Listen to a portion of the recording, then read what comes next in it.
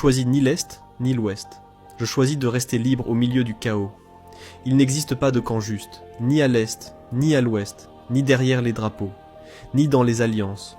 Chaque puissance, dès qu'elle en a les moyens, impose sa volonté.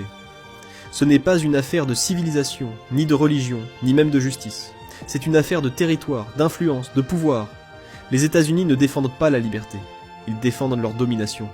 La Chine ne défend pas l'équilibre. Elle défend ses sphères d'intérêt. La Russie ne défend pas les peuples.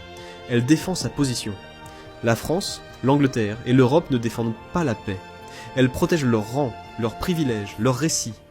Tous les récits sont faussés. Toutes les puissances maquillent leur volonté derrière des principes. Et pendant ce temps, nos libertés reculent. Sous prétexte de protection, on nous surveille. Sous prétexte de sécurité, on nous limite. On nous apprend à avoir peur, à accepter, à se taire. La peur est devenue la norme. Peur de perdre, peur de l'autre, peur de l'inconnu. Et dans cette peur, beaucoup se convainquent qu'il vaut mieux un monde équilibré entre plusieurs puissances, plutôt qu'un seul empire absolu. Alors, on se tourne vers d'autres blocs. On regarde les BRICS, on cherche une contrebalance. Pas par foi, mais par instinct, par survie. On sait pourtant que ce n'est pas mieux. On sait que ces blocs ne mèneront pas à la justice, ni à la paix. Mais on préfère croire, un instant, qu'un monde divisé retarde l'inévitable. C'est humain, c'est presque animal. Chercher du poids face à la force.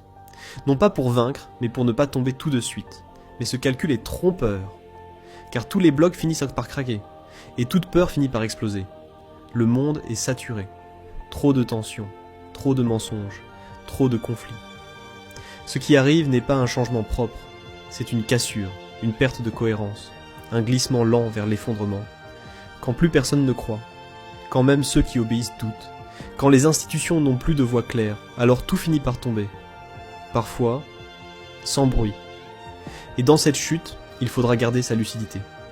Ne pas pactiser avec le mensonge, regarder les choses d'en face, sans haine, sans illusion, sans soumission.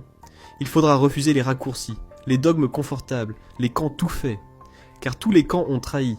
Ce n'est pas un appel à la colère, ce n'est pas un appel au désordre, c'est un appel au retour à soi, à la conscience, à la mémoire intérieure de ce qui est juste.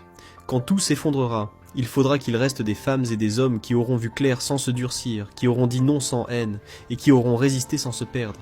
Chacun peut encore choisir la neutralité, refuser de vibrer avec les forces sombres, refuser la dissonance, rester neutre. Et si vous êtes lucide, alors patience. Nous n'avons plus de levier immédiat, mais nous pouvons ouvrir les yeux de ceux qui nous entourent, faire circuler la conscience, semer des éveils et attendre que les forces douces, les énergies justes, contrebalancent ce chaos qui avance masqué. Ne reste plus insensible. Partage, abonne-toi, transmets. Le chaos s'installe quand les consciences taisent.